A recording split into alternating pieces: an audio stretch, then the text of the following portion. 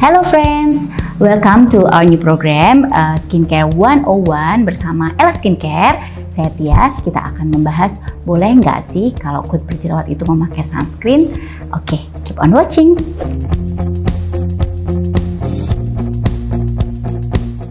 Ngomong-ngomong soal sunscreen, pasti dong kita juga harus belajar mengenai apa itu sinar matahari.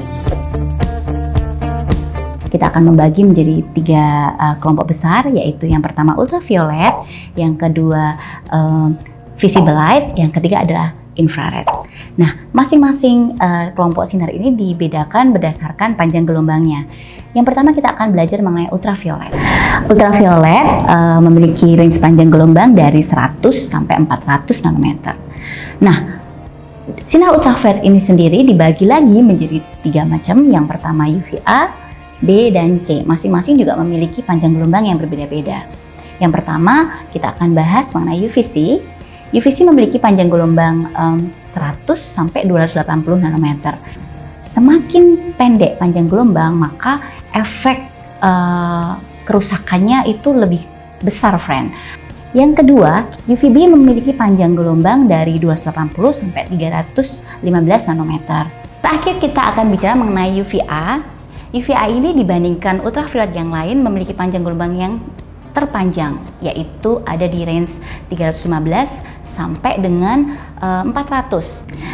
UVA memiliki efek buruk pada kulit kita. Yang pertama adalah membuat proses aging, jadi terjadi penuaan pada kulit kita.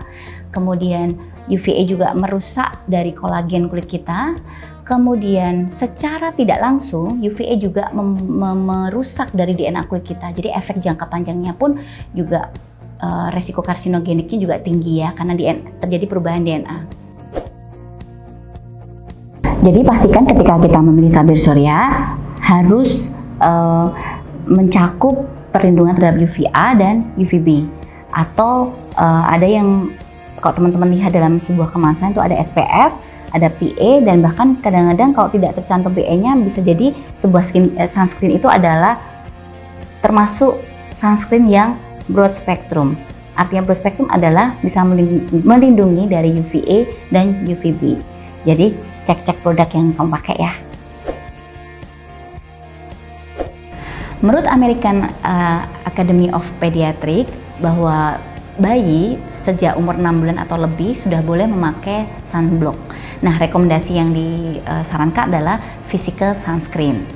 Nah, risiko paparan ultraviolet dari bayi, anak-anak, remaja, dewasa, dan orang tua adalah sama.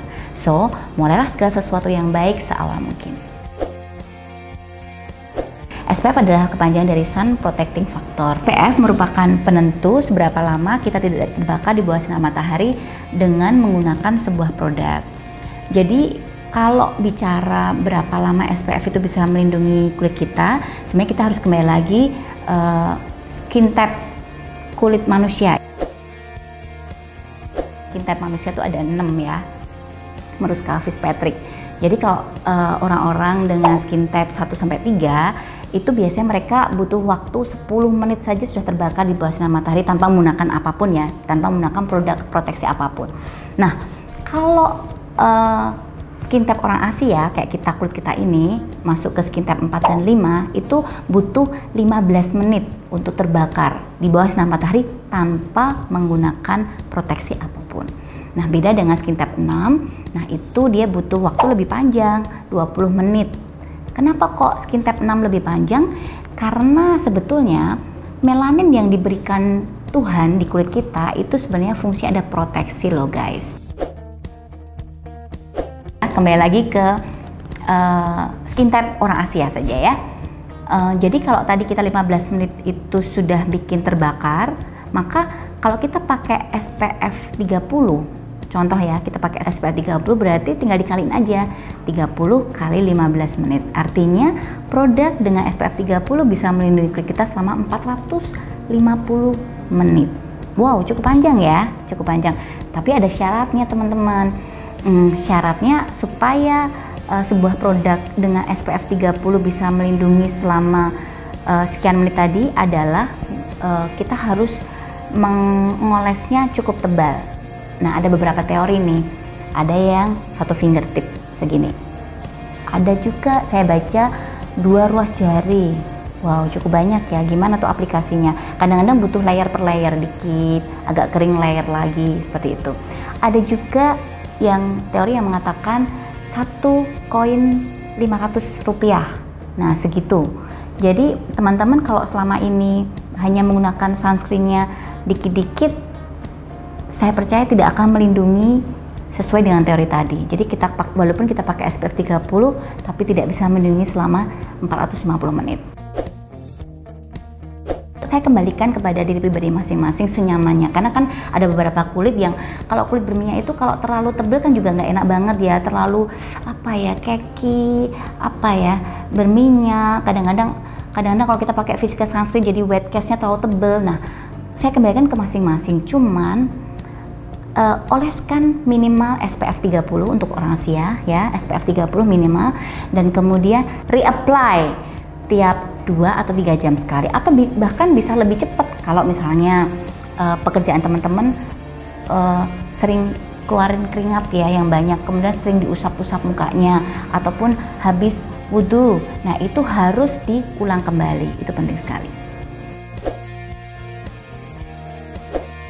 Tergantung dari grade aknenya. Kalau misalnya grade aknenya masih cukup tinggi di grade 3-4, biasanya akan lebih aman kita tidak menggunakan sunscreen dulu. Berarti apa yang bisa dilakukan adalah hindari, mungkin dengan menggunakan topi ataupun masker dan sebagainya ya. Namun yang perlu diingat, pastikan sunscreennya memang diformulasikan untuk jenis kulitmu. Jadi teman-teman harus tahu bahwa dalam sebuah sunscreen itu ada banyak bahan yang ditambahkan. Jadi nggak cuman mengandung SPF atau PA saja ya untuk proteksi dari sinar matahari, tapi juga ada vehikulum ataupun bahan pembawa. Nah, itu yang penting. Jadi kalau teman-teman yang memiliki kecenderungan kulit acne prone atau kulit bahkan kulit berminyak, maka saran saya adalah cari yang water base dan bentukan tabirnya yang gel ataupun lotion. Itu akan lebih aman untuk kulitmu yang berminyak ataupun acne prone. Nah, beda dengan teman-teman yang memiliki kulit normal cenderung kering, maka wah itu bebas banget ya, mau bentuk krim ataupun yang lebih berat, bahkan tampilannya dewy, glowing. Nah, itu akan sangat aman sekali untuk teman-teman yang memiliki kulit tidak bermasalah.